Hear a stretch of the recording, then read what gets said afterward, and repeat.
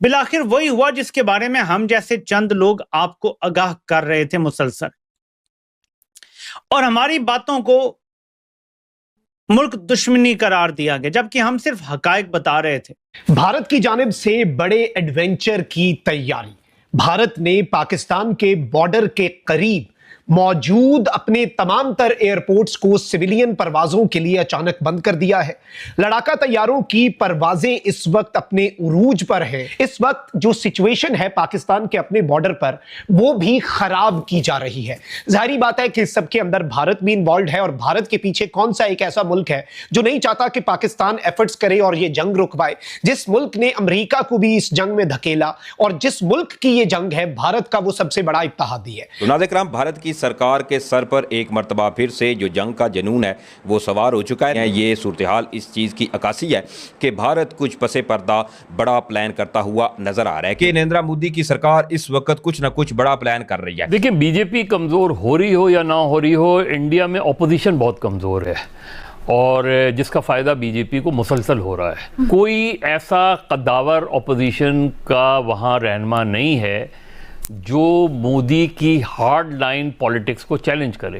प्रियंका जो है वो आगे जाके इंडिया की फ्रंट लाइन लीडर बन सकती हैं, लेकिन क्या वो मोदी की पॉलिटिक्स ऑफ एक्सट्रीमिज्म को या एक्सट्रीमिज्म को काउंटर कर पाएंगी और उसको अवामी सतह पे हिमायत मिल पाएगी? देखिए, ये जो इस वक्त मुझे जो कांग्रेस में प्रॉब्लम नज़र आ रही है, इंडिया की ऑपोजिशन में प्रॉब्लम नज़र आ रही है, कोई ऐसा लीडर नहीं नज़र आ रहा इंडिया में जो उस लेवल पे जाके उसको काउंटर करे। राहुल गांधी भी अंडर प्रेशर आ जाते हैं, बाकी जो कांग्रेस के लोग हैं वो भी अंडर प्रेशर लगाते हैं, बाकी इंडिया में जो डिवाइडेड ऑपोजिशन है उसकी वजह से बीजेपी की स्ट्रेंथ जो है वो ज़्यादा से ज़्यादा बढ़ती है। ये कभी ना भूलिए कि देखो, हिंदुस्तान को तो हम डमीन करते रहते हैं, हिंदुस्तान हमें डमीन करता रहेगा, लेकिन याद रखना कि हिंदुस्तान का एक बहुत अहम रोल है वर्ल्ड पॉलिटिक्स के अंदर।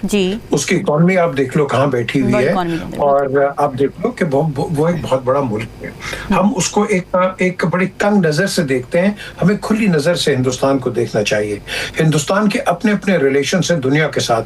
हम यहाँ उनको कहते हैं, हर किस्म की क्रिटिसाइज करते हैं। सऊदी अरेबिया में उनको मेडल्स भी मिलते हैं, यूएई में उनको हाईएस्ट मेडल्स भी मिलते हैं। सो दैट क्लियरली शोज कि देखो, हमारे कहने से कुछ नहीं होगा, उनका अपना एक रिलेशन है, हमारा एक अपना रिलेशन है। याद रखना, इंडिया का हमेशा एक बड़ा इंपॉर्टेंट रोल है और रहेगा इंटरनेशनली। यहाँ जो मेन क्वेश्चन आता है between us and them is कि please can you ever come to terms with Pakistan. Pakistan एक पीस लविंग मुल्क है, पाकिस्तान हमेशा आपसे दोस्ती चाहता है, लेकिन आप तो एक बिल्कुल तंग दरवाजे और तंग नजर से पाकिस्तान को देखते हैं, और हर शक के साथ आप देखते हैं। इसको खत्म करो, हमारे साथ बैठ के बात करो और हम आगे चल सकते हैं। याद रखो, अमेरिका हो या कोई भी सुपर पावर हो, आप और हम हमेशा हजारों साल तक नेबर्स रहेंगे। तो हम क्या हजारों साल ही लड़ते रहेंगे?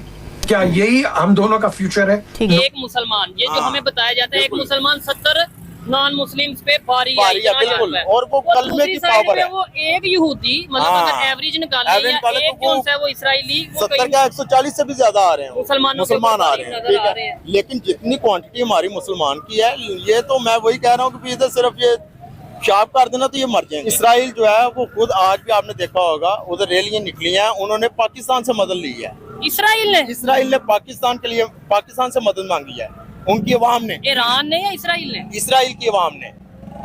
सोशल मीडिया पे देखें, इसराइल की अवाम ने पाकिस्तान के झंडे पकड़े हुए हैं, एक साइड पे इसराइल के झंडे पकड़े हैं। नहीं, मैं ये बात में आपकी समझा नहीं, यानी इसराइल तो ऑलरेडी ईरान के खिलाफ जंग कर रहा है, ईरान के खिलाफ कर रहा है ना, लेकिन जब वो मरेंगे ना तो फिर वो कहेंगे हमें छोड़ दो। ये भी हमेशा देखा गया है कि भारत की तरफ से बड़ी जारे पॉलिसी रहती है। क्या इसके चलते खासकर बीजेपी की पॉलिसीज को देख के माहौल आप समझते हैं बेहतर होगा, या फोर्सिबल फ्यूचर में यही रहेगा कि खित्ते में दोनों में से कोई एक ही चौधरी हो सकता है, दोनों एक साथ सर्वाइव नहीं कर सकते? देखिए, दोनों को सरवाइव तो एक साथ करना पड़ेगा। हमें भारत के ऊपर जितना मर्जी एतराज हो, भारत को पाकिस्तान के ऊपर जितना मर्जी एतराज हो, हम पड़ोसी तब्दील नहीं कर सकते। लेकिन देखिए, हमारे यहाँ हम एक तरफ को देखते हैं, हम भारत को बहुत ज्यादा तनकीद करते हैं, लेकिन हम अपने मामलात को भी नहीं बाज़ औक़ात देखते। अगर आप ट्रैक रिकॉर्ड देख लें, आप जब वाजपेयी साहब आए थे लाहौर में 1997 ऑनवर्ड्स आप देख लीजिए, आज तक 98 से लेकर आज तक जो बड़े बड़े वाकयात हैं, आप देखिए कि जो कारगिल हुआ था उससे नुकसान किसको हुआ था? पाकिस्तान को नुकसान हुआ। एजाज, अभी जैसे वज़ीर साहब कह रहे थे ना कि जिस नहज पर अब मामला पहुंच गए हैं, खासकर बीजेपी के दौर में, उस नफरत को निकालने में बड़ा अरसा लग जाएगा और अभी तक उनको अपोजिशन से कोई ऐसी आसार नहीं नजर आते कि वो इसका काउंटर कर सकें।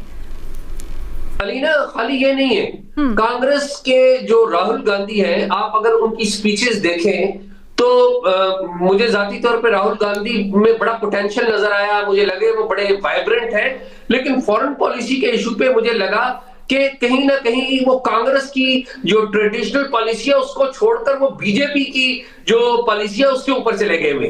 हालांकि राहुल गांधी ने रिसेंटली बड़ा गेन किया है, लेकिन जब फॉरेन पॉलिसी का मामला आया तो उन्होंने भी वही रवैया अख्तियार करने की कोशिश की जो बीजेपी ने की। तो इसका मतलब ये है कि जो माहौल बीजेपी ने अभी कायम किया है वो माहौल बाकी जमातों के ऊपर भी असरअंदाज हो रहा है, लेकिन इसमें एक पहलू हम नजरअंदाज करते हैं, वो ये है कि जो हालात बदल रहे हैं, इकोनॉमिक चैलेंजेस आ रहे हैं, क्लाइमेट एक बड़ा चैलेंज आ रहा है, ये नेचुरल नहीं है, ये इट्स मैटर ऑफ टाइम कि कब हिंदुस्तान और पाकिस्तान दोबारा मिलेंगे, ये it is matter of time. ये इसको लंबा आप कर सकते हैं, लेकिन आप इसको इनएविटेबल है, होना ही होना है आपके ख्याल में। भट्टी साहब, ये जो बीजेपी की नफरत थी, क्या इसका तोड़ मुमकिन है? क्या तोड़ है भी, और वो क्या है आपकी नज़र में? मैडम शेख, बिल्कुल तोड़ मुमकिन है, और ये टूट जाता है ये सारा जो आप बुत बनाते हैं। देखिए, 2-4 एक्सटर्नल फैक्टर्स जिनको हम डिस्कस कर चुके हैं और कर रहे हैं कि अमेरिका भारत ताल्लुकात पहले जैसे नहीं रहे, कम अज़ कम ट्रंप साहब और मोदी साहब के होते हुए तो ये ताल्लुकात अप एंड डाउन होते रहेंगे। दूसरा, ईरान से पहले जैसे भारत के ताल्लुकात नहीं रहे। तीसरा, बांग्लादेश से भारत तकरीबन आउट हो चुका है। चौथा, मार्का हक, ऑपरेशन बुनियान अल मरसूस। ये तो 4 बड़े हो गए बाहर के। अंदर क्या है, जैसे अभी आप कह रहे हैं, लंबी लंबी लाइनें तेल और गैस की, किसानों का मामला है, बेरोज़गारी की शरह ज़्यादा हो रही है, और नफ़रत और तकसीम की एक उम्र होती है, खौफ और डर की एक उम्र होती है। मोदी का बुत जो था वो टूटना शुरू हो गया है और मोदी का खौफ आहिस्ता आहिस्ता ख़त्म हो रहा है। आप डरा कर, धमका कर और नफरत पर बहुत ज़्यादा अरसा हुक्मरानी नहीं कर सकते। मज़ीद साहब इसे इत्तेफाक नहीं करते ना, मज़ीद साहब कहते हैं उनको इस वक्त तोड़ नज़र नहीं आ रहा। देखिए, हेट जो है ना, हेट फैलाना बहुत आसान होता है, और उसकी चूँकि आपका जो इस वक्त पूरा मीडिया है, नेगेटिविटी ऑलवेज सेल, ये सबसे बड़ी, आप इसको से एग्री करें डिसएग्री करें, but this is the fact कि मीडिया में नेगेटिविटी जो होती है वो बहुत जल्दी सेल की जाती है। उसमें जो पाकिस्तान और इंडिया का बड़ा बुनियादी सियासी फ़र्क है वो ये है कि इंडिया में पॉलिटिक्स ऑफ हेट को इलेक्टोरल सपोर्ट मिलती है, पाकिस्तान में पॉलिटिक्स ऑफ हेट को इलेक्टोरल सपोर्ट नहीं मिलती।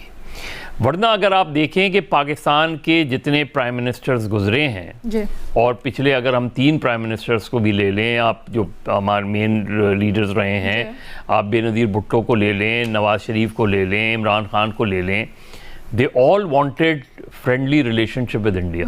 हेलो फ्रेंड्स, आपने देखा किस तरीके से पाकिस्तान के अंदर जो वहाँ के एनालिस्ट हैं, जो वहाँ के एंकर्स हैं, और जो वेरियस काइंड के यूट्यूबर्स हैं, वो कह रहे हैं कि भारत ऑपरेशन सिंदूर 2.0 की तैयारी कर रहा है और बहुत तेजी से तैयारी कर रहा है। जो डर है पाकिस्तान को भारत से कि भारत जब इस बार ऑपरेशन 2.0 करेगा, ऑपरेशन सिंदूर 2.0, तो इसमें पाकिस्तान का नक्शा चेंज किया जाएगा इस बार। वो बता रहे हैं कि भारत की तैयारी चल रही है वर्ल्ड वॉर के स्पीड से, उनकी तैयारी चल रही है वॉर की स्पीड से।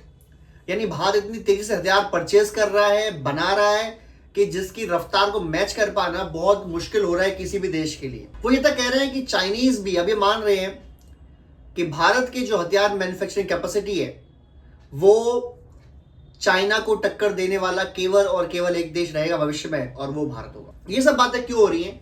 एक तो जब से भारत ने 80,000 करोड़ रुपए के हथियार परचेज किए थे, तो हमने वीडियो बनाया था तकरीबन 15-20 दिन पहले, तब से ही पाकिस्तान में रोना चालू है। और अब एक नई न्यूज आई है कि कल ही भारतीय नेवी में, इंडियन नेवी के अंदर एक नई न्यूक्लियर पावर्ड सबमरीन ज्वाइन हुई है। अब तक भारत की नेवी के पास 2 न्यूक्लियर पावर सबमरीन्स थे। सबमरीन्स तो बहुत है हमारे पास, लेकिन न्यूक्लियर पावर चलने वाले केवल 2 थे, और जो न्यूक्लियर अटैक भी कर सकते हैं। तो ये 2 थे। जो सबसे पहली थी हमारे पास वो थी INS अरिहंत, जो दूसरी थी हमारे पास वो थी INS अरिघात, जो पिछले साल ही इंडक्ट हुई थी, और कल इंडक्ट हुई है INS अर्दमन। अब 3 हमारे पास न्यूक्लियर पावर सबमरीन है जो न्यूक्लियर हमले भी कर सकती हैं। तो जो हमारा ट्रॉइड है, न्यूक्लियर अटैक ट्रॉइड है, यानी अगर हम पर कोई हमला करता है न्यूक्लियर और हमें हमला करना हो न्यूक्लियर, तो हमारे पास 3 तरीके हैं। जमीन से जो हम मिसाइल मार सकते हैं, जो हमारा पृथ्वी रेंज की मिसाइल्स हैं, हमारा ब्रह्मोस रेंज की मिसाइल है, बहुत से मिसाइल है। फाइटर जेट से हमारा सुखोई, हमारा जगुआर, हमारा राफेल, ये सब फाइटर जेट छोड़ सकते हैं, यानी हवा से मार सकते हैं। और नेवी जो हमारी है वो तीनों न्यूक्लियर पॉइंट ऑफ व्यू से हम ये हिट कर सकते हैं। पाकिस्तान इसलिए रो रहा है कि पाकिस्तान के पास न्यूक्लियर ट्रॉइड नहीं है। वो F-16 फाइटर जेट से कर सकते हैं ये हमला, या फिर मिसाइल से कर सकते हैं हमला। ये 2 के अलावा उनके पास कोई और ऑप्शन नहीं है। बट भारत के पास न्यूक्लियर ट्राइड है, और पाकिस्तान से ज्यादा परेशानी हो रही है वो हो रही है चाइना को, और होनी भी चाहिए। भारत ने आज तक, अब तक के इतिहास में कभी भी दूसरे की जमीन पर नजर नहीं डाली। हमारा कभी ये मोटिव नहीं रहा कि हम जाएं और किसी देश की जमीन पर कब्जा कर लें, हम जाएं कहीं पे जाके रूल करने लग जाएं, हम जाएं किसी को गवर्न करें। हमारा ऐसा कोई लेना देना, कोई रूल रेगुलेशन कभी नहीं रहा। बट हमारा एक रूल है, और वो रूल ये कहता है कि अगर आपने हमें छेड़ा तो हम आपको छोड़ेंगे नहीं। अगर आपने हमारी जमीन की तरफ, आपने हमारी भारत माता की तरफ टेढ़ी नजर करी, हम वो आंखें निकाल लेंगे, हम वो आंखें निकाल लेंगे। और हम इसके लिए सारे जरूरी कदम उठा रहे हैं, उठाने को तैयार है। क्या है वे जरूरी कदम? पहला, अपनी आर्मी, अपने एयरफोर्स, अपनी नेवी को तेजी से मॉडर्नाइज करना। और आपने देख ही रहे, हमने 80,000 करोड़ रुपए के हथियार लिए, जिसमें इंडियन आर्मी के हथियार थे ज़्यादातर। उससे पहले हमने एयरफोर्स के लिए 114 राफेल की डील की फ्रांस से, वो भी हमने पिछले महीने ही करी। उसके अलावा हमने नेवी के लिए परचेसिंग करी है 24 राफेल M के लिए।